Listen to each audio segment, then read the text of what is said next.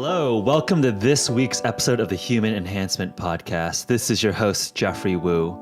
And this week, I'm really excited to talk to Chris Bair, the founder of Ketochow.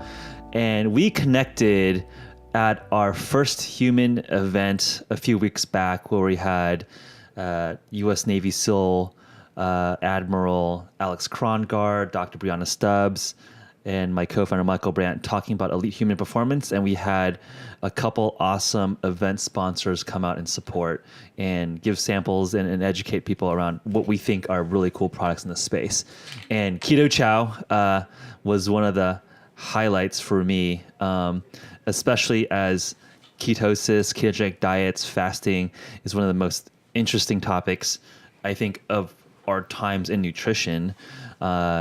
And I think has some of the most interesting and emerging data around the benefits of ketosis, not just for performance, but just general overall health and wellness. So happy to and excited to talk to Chris. Welcome to the program. Hey, thanks for having me. So how did you get into ketosis and ketogenic diets and end up starting a company around making a meal replacement? A keto meal replacement. Yeah, what is your story essentially of how you got into the space? So back in 2013, Ars Technica started doing a series of articles about this new Soylent product that was being crowdfunded. Yes. And they kept on getting delayed and delayed. So I'd like to just fill in some context for folks who might not be super aware of the Soylent story. So it was a company founded by a friend, Rob Reinhardt, who had a sort of stagnating, like a radio tower startup, or something relating to radios. I don't remember exactly the value prop they're trying to create there, but essentially they were running out of money and they wanted to save money on food. Like food was literally one of their highest costs. So they started making their own powdered meals.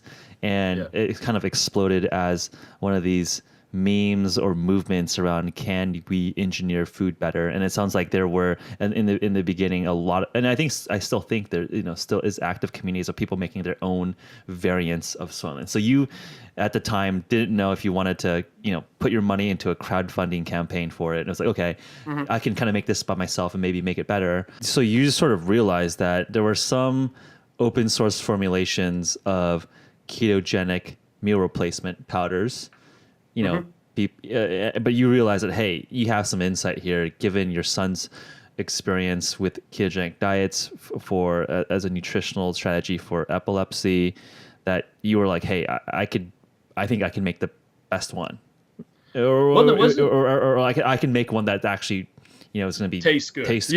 So I'm curious, like what was the point, or what was the transition point from, hey, this is interesting that I'm experimenting with this, to be like, hey, I think I can actually make a variant that I'm proud of. I had learned enough about nutrition and what goes into a good recipe for a nutritionally complete meal replacement, kind of like Soylent or whatever. Yeah. That I knew what needed to be done, and I had figured out how to make it taste better, and so that's just kind of how I got started on that. And posting it open sourced and everything just was a logical evolution of that. Cool. I'm curious to, understand a little bit about the metrics you were tracking, as well as, what was the turning point of your son responding well to ketogenic diet, where you were thinking, hey, this is something that I should do, and more people should do. Yes. So let me clarify that a bit. He didn't actually need to go on a ketogenic diet. Okay. With that, we tried one more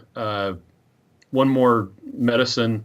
He responded really well to it, and I ended up not even doing a ketogenic diet at that time. That was back in 2009, and it was almost 5 years later before it would even come up again. Okay, so but that exposed you to the idea that this was a viable diet, that 80%, 70% macro ratio of fat was viable. Well, and at the time, I thought that it was crazy. Like I said, I mean, who in their right mind would do this? And right. And that was actually one of the genesis of why I went for a meal replacement for doing a ketogenic diet, because it's, well, not kind of, it's very difficult to get the macronutrients right, to get all of the vitamins and minerals and, well, like I said before, electrolytes, everything, to get all of that nailed down and still have your sugars, your carbohydrates low enough that you actually achieve ketosis. Correct. And coming from an engineering standpoint, well, I had a tool in my quiver that I could use to solve this problem. It was actually pretty simple. I just needed to replace all my food with this drink. Yep. And then every once in a while I would eat a big steak and a lot of bacon. But so you were exposed to the ketogenic diet, through your son, but never thought it was kind of insane at first. And then you saw some early success with Ketochow, but then regained all the weight back. You thought, hey, maybe I should try a ketogenic diet or a Ketochow, the very first prototypes of Ketochow. And then you responded really well to it. Yeah. I think after it was about 7 months, the statistic was I was 77% the man I used to be. So 23%, of mass gone. Yeah. Yeah. So it was working out fantastic for me. And it's kind of one of those things. There's a popular saying that once you've seen it, you can't unsee it. Yep. It's going on. This has been the only thing in my life that I've ever been able to have this much of a lasting change on my health and on my weight. Yeah. And they kind of go along together. And so I wanted to make it easy for other people to get into it. Yeah.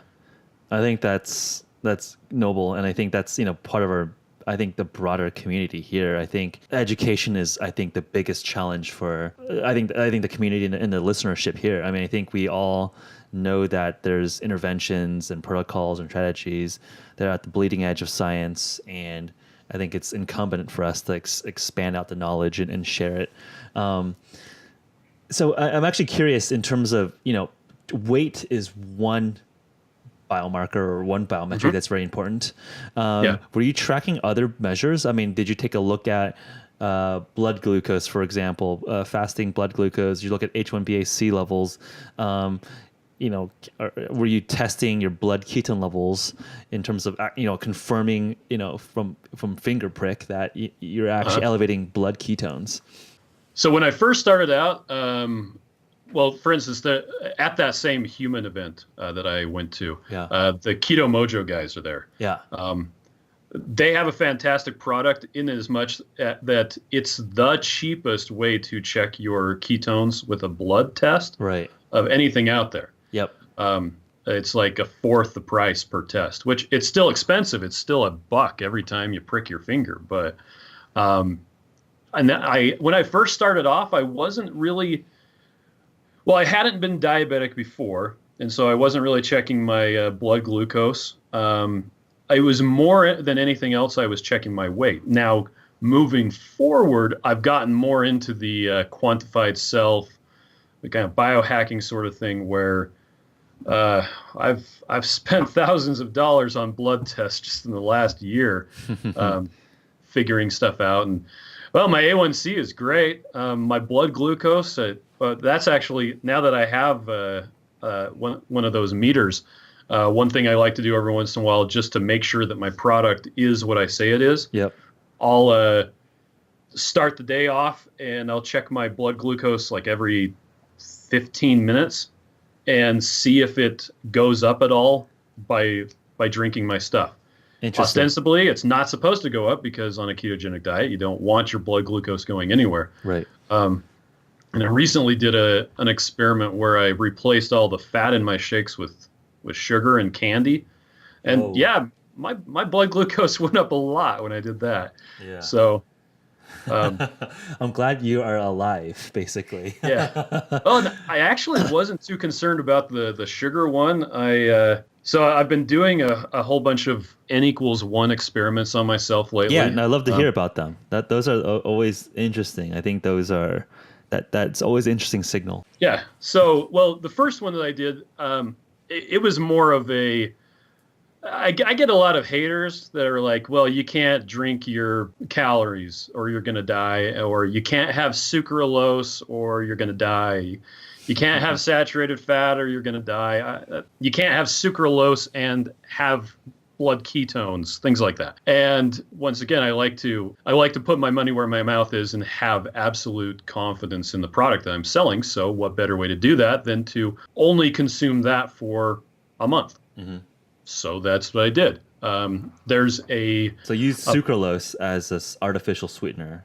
That's correct. Okay. And the reason I do sucralose is it has the best flavor profile, and everything that I've read with actual human trials says that there's no problem at all with sucralose. There were a couple of rat studies that indicated an issue with gut microbiome. Right. But people aren't rats. It's very, very difficult to put a rat into a state of ketosis, first and foremost. But our metabolisms are enough different that unless they've done it in humans or something closer to human than a rat, I'm skeptical at best. Yeah, I mean, human studies are always gold standard. And yeah, I'm just looking. Yeah, of course, it's always expensive. I'm just looking at the data on sucralose.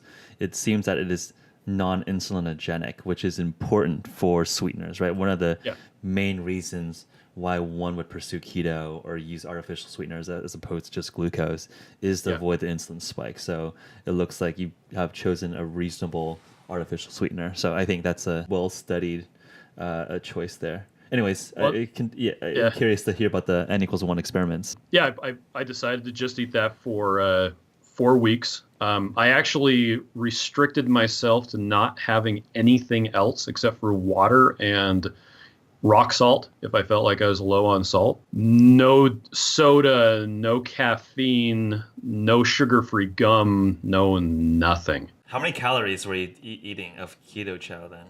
So with that one, my calories, they would go up and down a little bit depending on what week and what fat source I was using, but it was around 1,800 calories a day. Okay. That experiment went really well. I didn't die, which confirmed my hypothesis. I got a whole bunch of blood tests, and in the midst of it, I actually had a really, really weird blood test result. I was in San Francisco for, it turned out to be probably my last Dreamforce. And, well, if you're familiar with San Francisco during Dreamforce, there is absolutely no hotel space to be found. Yeah, it's basically a shit show, being a SF resident for the last 6 years. Yeah, so I had my choice of either 5-star hotel for like $1,000. Yeah. Or I could stay in a hostel for $50 a night. Yep. So I stayed in the hostel. The problem with that is that normally when I do Ketochow, I like to use heavy whipping cream for the main calorie source. Mm-hmm. There's a guy on the Ketochow subreddit that he's been advocating using avocado oil. Well, number one, because it doesn't have lactose in it. So if you are lactose intolerant, that's a win. Mm-hmm. It has fewer carbohydrates, too. On the ketogenic diet, it's all about the net carbs. Right. I'm like, you know what? I'm not going to have refrigeration. Why don't I try avocado oil? So I brought along a bottle of avocado oil in my checked luggage, and I'm sure they thought it looked really weird in the scanner. But anyway, so in my hostel, there was a sink, so I was able to mix up my stuff and wash my dishes. I just was using a blender bottle, but it went really well. I was tracking my ketones at the time with my Keto Mojo, and I got all the way up to 5.5 on millimolars per deciliter, which if you fast for 2 or 3 days, depending on your metabolism and a bunch of other factors, you might get up to 3, 4, maybe 5. So that I was hitting that high was absolutely insane. Yep. And this is while I was eating food. Granted, it was liquid food, and everybody gave me weird looks. And how many weeks into the Ketochow diet were you when you were eating 5.5? This was at 3 weeks. Okay. But before then, I was only getting up to about, with the heavy cream, I was getting up to maybe 1.5, 2, all along there. Yeah, which makes sense. Because, the lactose in the milk, the cream it is a net carb. Yeah. Yeah. And on a typical day doing heavy cream, I was getting about 10, maybe 12 net carbs. Okay.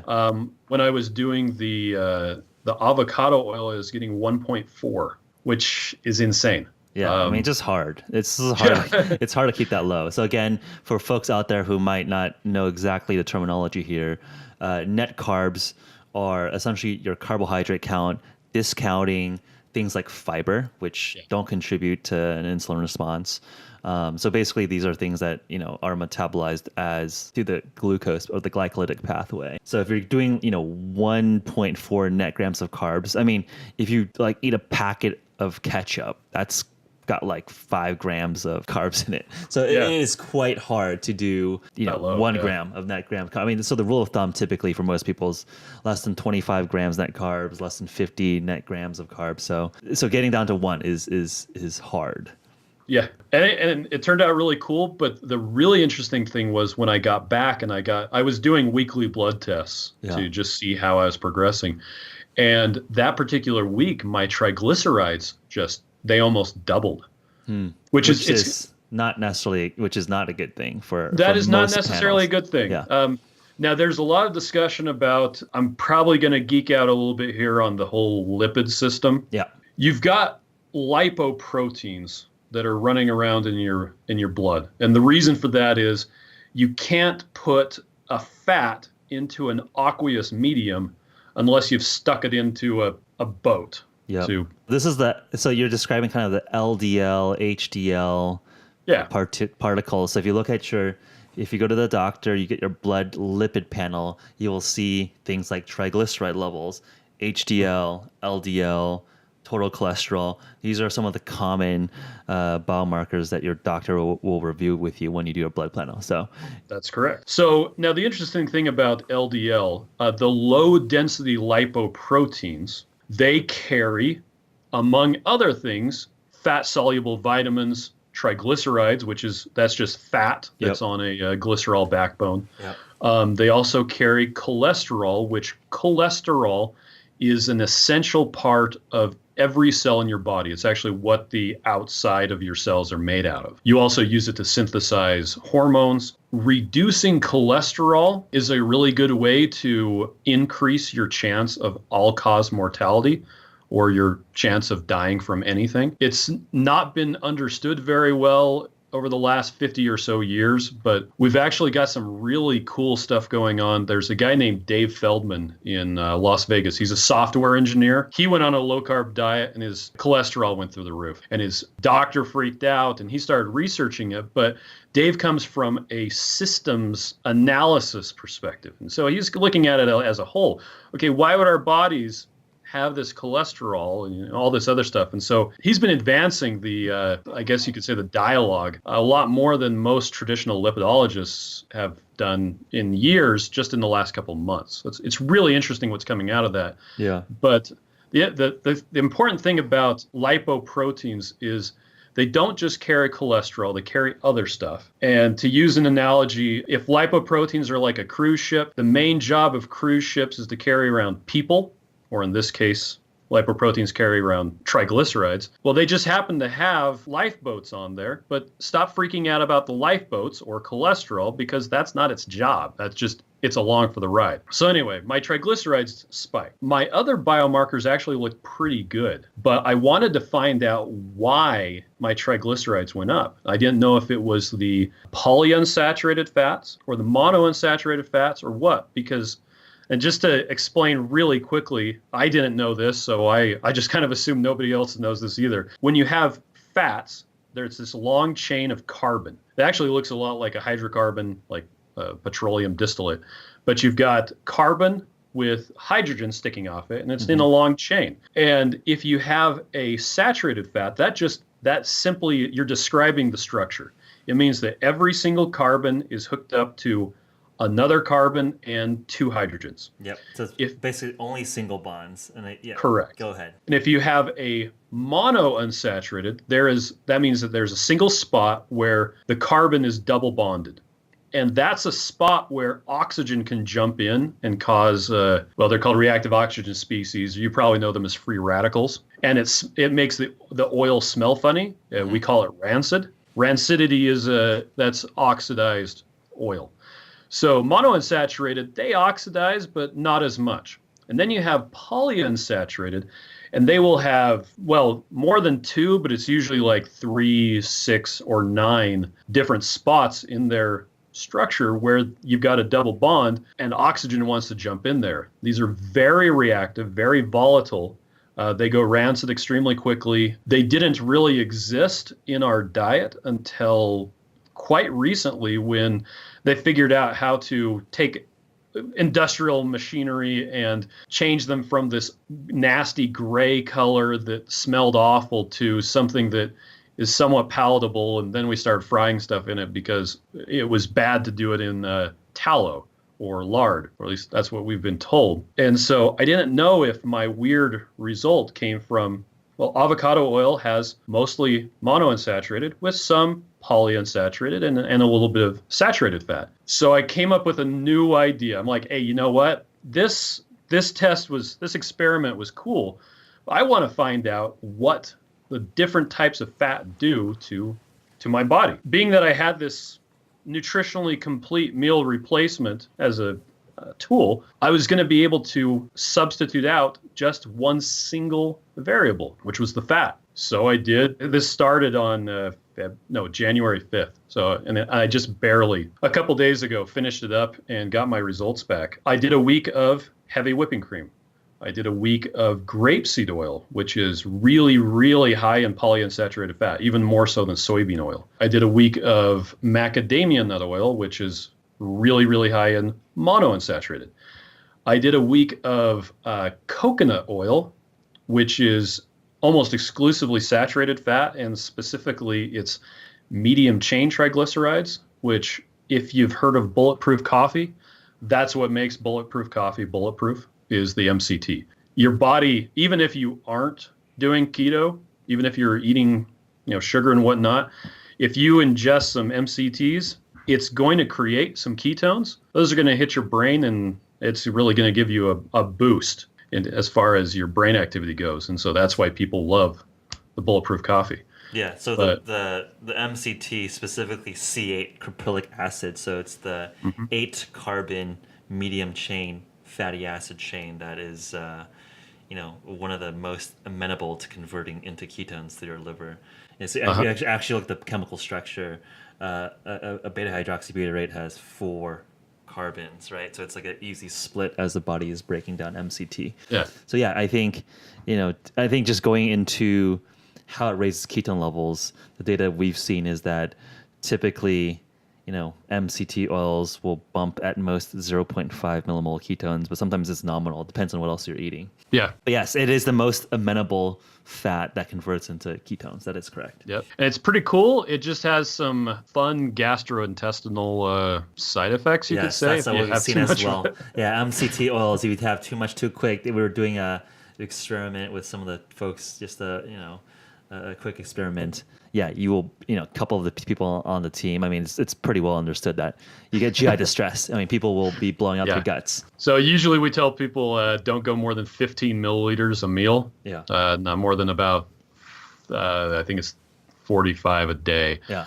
I was doing liquid coconut oil. The first stuff I was doing was 93% MCTs, so I was doing about 180 milliliters of MCTs a day. Whoa. I later cut that down to about 85 because I switched liquid coconut oils. But yeah, that was a fun week that wasn't fun at all. Yeah. No, I mean, I'm curious to hear. I mean, I think that's interesting. I think most people think of fat as this like block. That's a macronutrient as a block. But I think we actually had a recent episode talking about the different forms of fat. So I appreciate you diving into the subtleties of the nuances between saturated, unsaturated, polyunsaturated, monounsaturated, things like omega-3s, omega-6s. So I'm curious to hear the results and what data you had to see given the different types of fats. Yeah, so when I was doing all of this, I was getting, a normal lipid panel where they just tell you your LDL, HDL, total, all that. Mm-hmm. If you pay quite a bit extra, you can get what's called an NMR, nuclear magnetic resonance scan. Mm-hmm. They basically put yourself through a big fancy machine that counts the individual particles.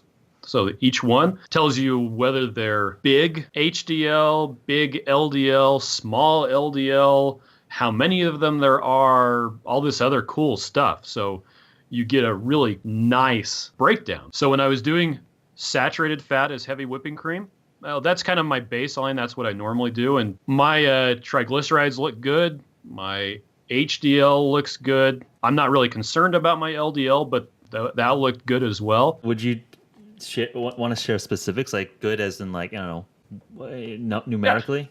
Yes. So let's see. I'm sure you're familiar with the movie Super Size Me. Yeah.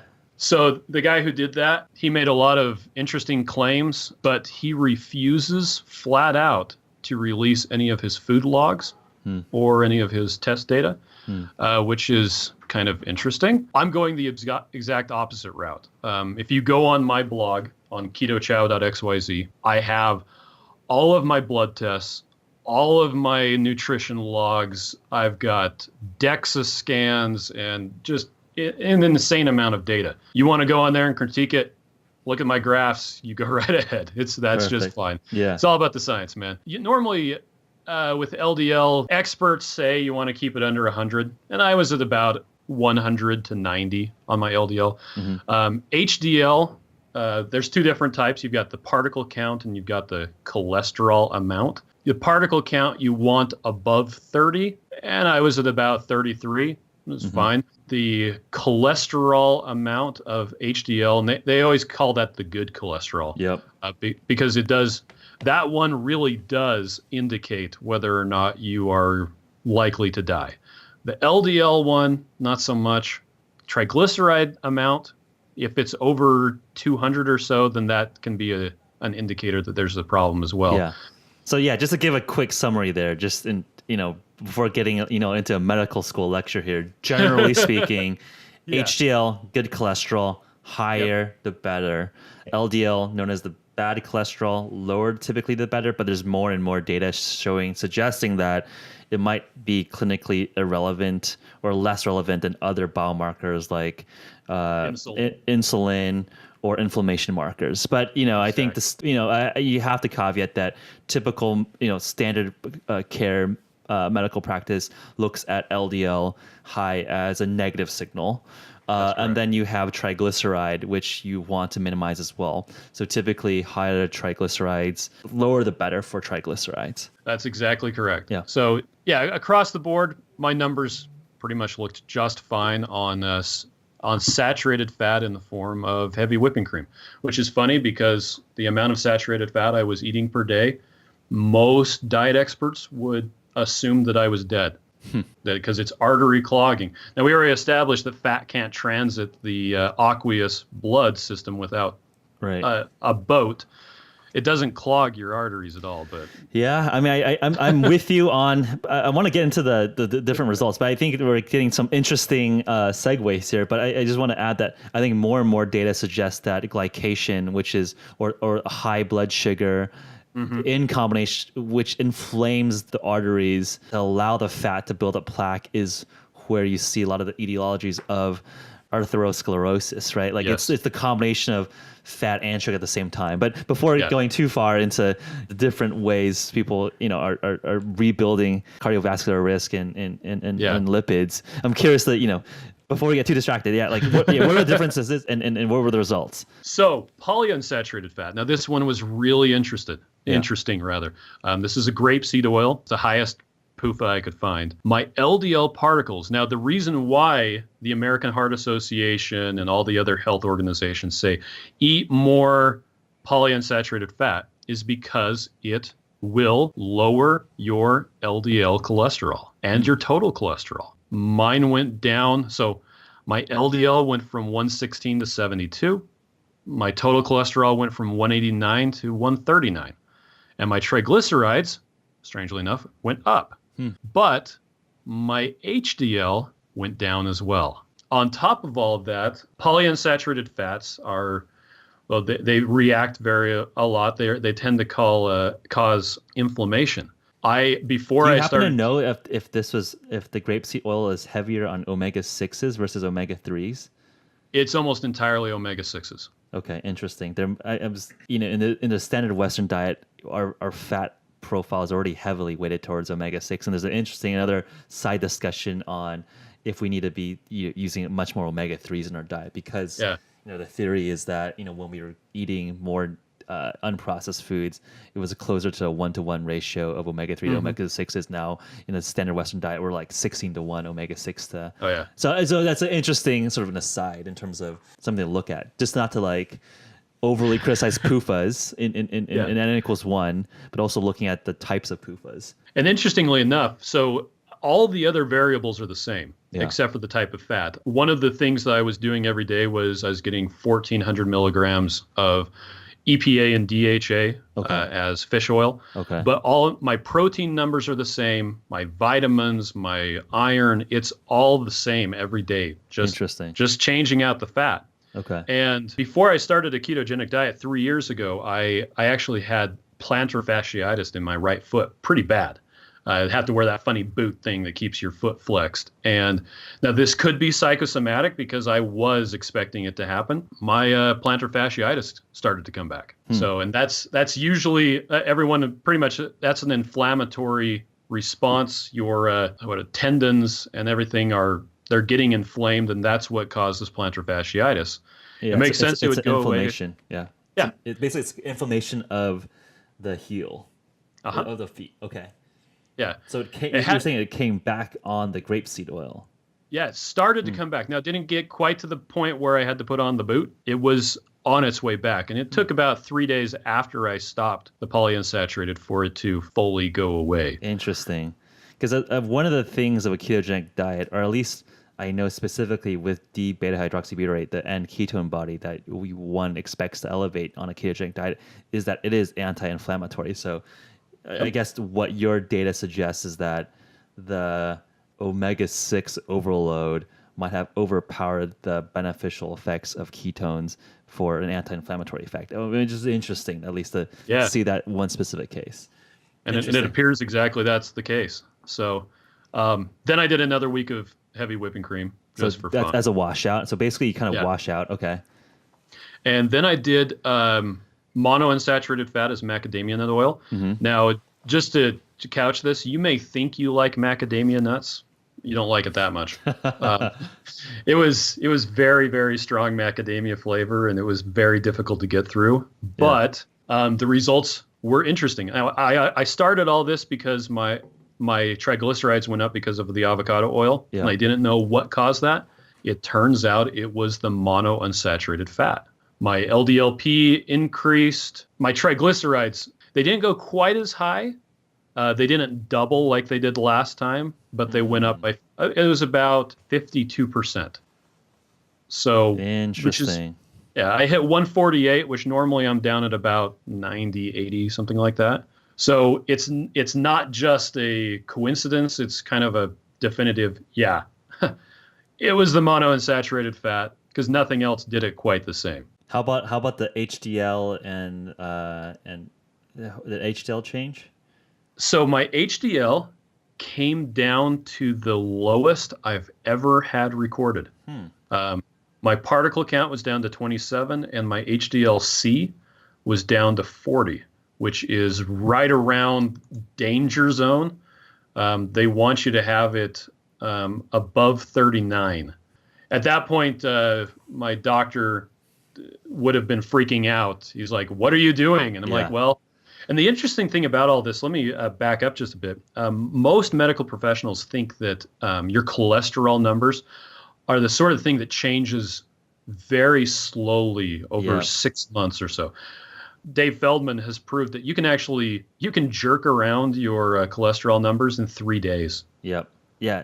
And his data, I've followed his work as well, cholesterolcode.com. Yeah, no, it sounds like you're able to duplicate some of his results by essentially, a few days of diet intervention. You can basically manipulate those numbers. I mean, is this interesting? So now we get into the really fun one, liquid coconut oil, which is primarily MCTs. And up to this point, I had made sure not to have any MCTs in my diet because they can mess up lipid panels. So I went ahead and went with the liquid coconut oil. And now there is a really interesting pattern that had been going on. Every time my LDL-C would go up, my triglycerides would come down. And every time my triglycerides would come down, my LDL-C would go up. Well, that did not happen. They both went down with the liquid coconut oil. I actually got my lowest LDL cholesterol number ever that I've ever had on any test, which was 56, which, I mean, most doctors would be jumping up and down with glee. Yeah, it's like, wow, you have really clean lipid panel. Yeah, that's a good number. And this is the week after I had my lowest ever HDL. Okay. Funnily enough, my HDL, it went up to 61. Nice. I know like people want to target 60 plus as like a good rule of thumb. So I went from 40 to 61 in 7 days. Really interesting stuff. And my triglycerides came back down to normal. Now, I wouldn't recommend to people to do this because it was kind of nuts. And I have a couple theories as to why this would have happened, that my lipid panel would have just been so wild. And it could have been that a lot of the energy in my system, instead of being trafficked as lipoproteins, was being converted straight into ketone bodies and just going out to my cells that way. Yeah, I was actually going to ask, were you measuring your blood ketones at the time? I was indeed. Now, that's the funny thing. Yeah. Because I got up to 5.8 that week. On the coconut oil. On the coconut oil, which, I mean, up until that point, I'd been doing, so on the macadamia nut oil and the grapeseed oil, I was getting around 3 to 4 maybe. Okay. I was pretty consistent above 5 with the liquid coconut oil. I actually thought I was going to get higher, but I didn't, and that's okay. Arguably, you don't need to go any higher. No, you don't. Yeah. And Dave is actually, he likes to point out, you don't need to chase ketones unless you are doing it for therapeutic reasons. Either you have Alzheimer's, you have epilepsy, or something like that, where you're needing to treat with very, very high ketone levels. Right. But also add color. I mean, I think there's different use cases. So I think from what we've seen with our ketone ester technologies, a lot of the athletic benefits also come at a higher ketone level. There's different use cases for any macronutrient. And I think ketones should be thought of as like a new metabolic substrate for your cells. Yeah, I wouldn't recommend to people to do the liquid coconut oil unless they were going to, unless they were going in for a blood test to get life insurance, and they wanted to get a really good rate. The interesting thing about this, I wanted to do one more test because I was already in the groove, and so I replaced all of the fat in my diet with sugar. Nice. That's exactly right. It was the first time in 3 years. Actually 3+ years that I had sugar. And I was going to do dextrose because that would be it wouldn't have any nutritional value. And I wanted to make sure that I wasn't introducing additional nutrients that would change anything. Right. Because I had everything covered with my Ketochow. But you're doing isocaloric amount of dextrose. And that's correct. Coconut oil and grapeseed. Okay. So it's isocaloric, meaning same amount of calories, but you're trading the macro from fat to glucose, or basically a more complicated form of glucose. Yep. And it actually wouldn't have mattered if I had used starch like maltodextrin instead of something else, because ultimately it gets converted into glucose and it runs through the Krebs cycle and all that stuff. Yeah. But and I actually tried mixing up. It was like 150 grams of dextrose to equal that amount of calories. Yeah, that's insane, man. That's per meal. That's a disgusting amount of sugar. Jeez. It wouldn't dissolve. So to give context for people, so like a can of Coke or a soda is like 40 grams of sugar. So you're drinking 4 cans of soda per meal worth of sugar, which is... Well, and the funny thing is, so I was hitting around 315 grams of carbohydrates during this part of the test. And like this is made out of dextrose. This is like not even like complex starchy carbs. This is just like straight. Well, that was the original plan. Okay. when I mixed it up, I was like, no, You just that's can't not even gonna. do, yeah, I mean, it's like literally I can't imagine like 150 grams of like table sugar. It's like how do you, yeah, okay. That's funny. So Dave had just finished an experiment where he actually got a lot of press about he added Skittles to his diet. So I'm Yeah. like, you know what, that sounds good. So I added Skittles, Sprite, dextrose. I still did a bunch of dextrose, and there's a really interesting kind of, I guess, inversion. If you do a extremely low fat diet, we're talking under 5%, which is almost impossible to do. I could have done it. All of my fat would have been coming from my fish oil pills. Then you start to get some of the benefits of a ketogenic diet with pure glucose, but it takes a long time, and I didn't want to get into that territory. So I used some M&Ms to keep my my fat amount I'm up. actually curious to pick into that. So what do you mean by you get some of the benefits of ketogenic diet by having a ton well, of glucose? Yeah, so usually I think it's Ornish. It's his diet, which is extremely low in fat. Okay. Well, I guess like I guess a more precise statement would be, I think I know where you're going there. You get some of the, some interesting metabolic profile data suggesting it's good for longevity if you go super low fat, but you're not generating ketones. Like you're not producing ketone bodies, but you get some of the interesting longevity markers that you would expect also on a ketogenic diet. Okay. Correct. Yeah, just to confirm. Anyway, I did this for a week. I didn't like it a lot. It wasn't quite the train wreck I thought it was going to be. And a lot of that has to do with the fact that I wasn't diabetic before I started all this. So I was able to handle the glucose. It just didn't make me feel very good. My ketones dropped off within 2 hours of me starting to eat that way. Yeah, it was like 0.1. You're like at nominal. Yeah. Okay. Yeah, I didn't even register on my ketone meter. Okay, good. I actually did a live broadcast where I did this for 2 hours, pricking my finger every 15 minutes. And it just like dropped. It just plunged. And my glucose went up. So here's how did your glucose go? It must have been like 300 milligrams per deciliter or something insane. Actually, the highest I got was 124. Really? Wow. Yeah. You either have insane insulin response, which actually makes sense because you're probably so insulin sensitive being strict keto for 3 years. Interesting. I mean, I remember, what startled my attention was that, when I had the big thing of Coca-Cola, my blood sugar went up to 330. Oh, wow. Yeah. That's insane. Yeah. So you are more insulin sensitive than I am. Good job, Chris's body. Thanks. I'll take it. Yeah. So my small LDLP stayed about the same, but my LDL particle count went back up to about where it normally was, around 1,000. My LDL cholesterol was still about normal again. My total cholesterol back up to 173, and my triglycerides, which now this is kind of the opposite of what you would expect to happen. You eat more sugar, my triglycerides went up to 201. It's kind of counterintuitive until you get into it from a systemic look at it. And my insulin went up to 10. Which is the highest number I've ever had. Yeah.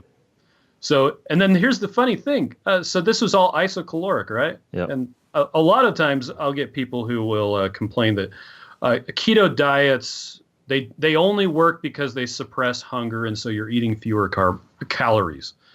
Well, I kept it was 2,000 calories plus or minus 10 calories every single day for 6 weeks. I lost 20 pounds, 20.7 actually, up until that last week. I ended up gaining weight. It wasn't very much, but it was like 2.5 pounds. Makes sense. Yep. And if a calorie is a calorie, that should not have happened, right? And other people say, well, keto just dampens your appetite. Well, that's not a cause. of keto working, at least as far as my N=1 is concerned. But I can tell you that last week of eating carbs was absolute hell. As far as I just wanted to snack on everything and I couldn't. I wanted to eat everything. I had to make dinner for my kids, and I'm like, God, I want that. And it wasn't like that the first 5 weeks. So yeah. So That's interesting. No, it's interesting. I mean, it confirms some of the data that we're seeing where a ketone ester reduces ghrelin, and we think it's basically due to the beta hydroxybutyrate levels in the blood, right? There's some ghrelin, probably some appetite suppressing effects have been shown with the diet, as well as also with exogenous ketones as well. So interesting to confirm that with your N=1. So it's interesting. Just to summarize. So on your massive sugar binge week, your triglycerides actually jumped considerably, but your cholesterol levels, total cholesterol. So LDL stayed around the same, and HDL? It went back up to normal levels. Okay, and then HDL was stable. Yeah, and a lot of that has to do with the fact that a lot of it came down so far with the coconut oil. Right. So some of it was returning to normal levels. I might have seen it go up higher if I had stayed on that for another week, but there was no way I was going to do that another week. Yeah. I had a brisket in my sous vide on the third day of that waiting week. For you. It was waiting for me, and I smoked it, and it was fantastic. So, but yeah, it was a really interesting result, and it's the sort of thing that I couldn't have done this research any other way without using a nutritionally complete meal replacement like this. Yeah, I'd love to see this sort of thing done in a double-blind clinical trial, which the ideal is that the doctors don't know if someone's getting the intervention, and the patients don't know. And, do a double blind about ketones and a ketogenic diet. Yeah. Some people, they get a nutritionally complete meal replacement that uses real sugar. The other one uses sucralose. Same amounts of everything else. It'd be really cool. But, yeah. I mean, my sense is that, nutrition studies it's just always this space that it's hard to run good, large sample nutrition studies because the discipline and the adherence is so low. But I think there was an interesting result. You probably have seen a Diet Fit study that came out over, I believe, a year-long study comparing they call it low fat versus low carb diets. But the low carb cohort was really around 130 grams of carbs a day, I saw which that is one. Relatively high. I mean, it's very high. Well, they started them at 20. Yeah, but they went to 130, and then the low fat group was eating around 200 grams. But essentially, that data showed that the end result was similar in terms of weight loss and metabolic sort of all the sort of metabolic profiles. I think a third arm there to actually stick them closer to a full ketogenic diet, similar to some of Virta Health studies that's shown. Would have been interesting. So I think that was a good I mean, I think there's more and more good science in the nutrition space, looking at the macro ratios. But I agree with you, and I think that's something that we're as an organization also, doubling down and is running more and more data. I think under the day, science and data leads, right? Like you can spin up and make whatever story you want around how one person's magical powder formulation is going to do something, but people aren't dumb. At a certain point, people will realize hey, this works or it doesn't work, and I think we all are just interested in finding the truth quicker. Yep. I think that's I'd love to hear more about your experiments. I mean, I think this is exactly the ethos that we hope that more and more of our listeners adopt and incorporate. Because I think you can read the papers, get a sense on how different interventions work for other people. But I think we also just realize more and more we all have different personalized responses to certain inputs. So I think you're doing good work at the forefront, showing what people could do to personalize routines for themselves. And I think one thing that I immediately think about hearing about your experiments is, what if we had a ketone ester, our human ketone product, as another intervention on top as a fifth arm or a sixth arm of a study like this. Oh yeah, it'd be cool. Because it'd be cool to basically, get, arbitrarily high level of ketones without having to dose fat or MCT oil, right? So it's just, there's like more and more levers to play around here as we have more and more technologies for macros. So I know that, the ketone ester reduces fatty acids. It reduces glycemic response. That was a paper published last week around some of that data. So definitely something to chew on, and we could perhaps collaborate and discuss that, offline here. But overall, I appreciate this conversation. I think, speaking from personal experience and just people in our community, sticking to a ketogenic diet is very, very hard. I think people that say that they're eating keto, but you see them eating out at restaurants fairly casually, you're probably not ketogenic. And I think really the way to define that is like, don't just try to eat low carb. Like stab your finger and measure yourself. If you're getting above 0.5 millimole ketones, you're like basically at the borderline. You really want to see something that like what you're at, like Chris, 1.5, 3. I mean, that's a real ketogenic state. So that is a lot harder than people would like to think. It's not like, oh, I'm not eating a piece of bread, but I'm still eating like broccoli and a lot of meat. Like you're probably overdosing on protein, or you're accidentally eating sauce that has, a ton of carbs in it. So I think solutions like Ketochow is a helpful tool, especially as people are going more and more keto. What are the channels to shout out here? So ketochow.xyz, any other places to follow your work? Yeah, so on all of the social medias, just at Ketochow. Pretty much anything that goes up on my blog shows up on Twitter and Facebook as well. But I'm just all about sharing the information, getting all of that out there, because I want to help people change their lives and improve. That's about it. And make keto easy is really it. All right. That's awesome. We'll leave it at that. Thank you so much, Chris. All right. You're welcome.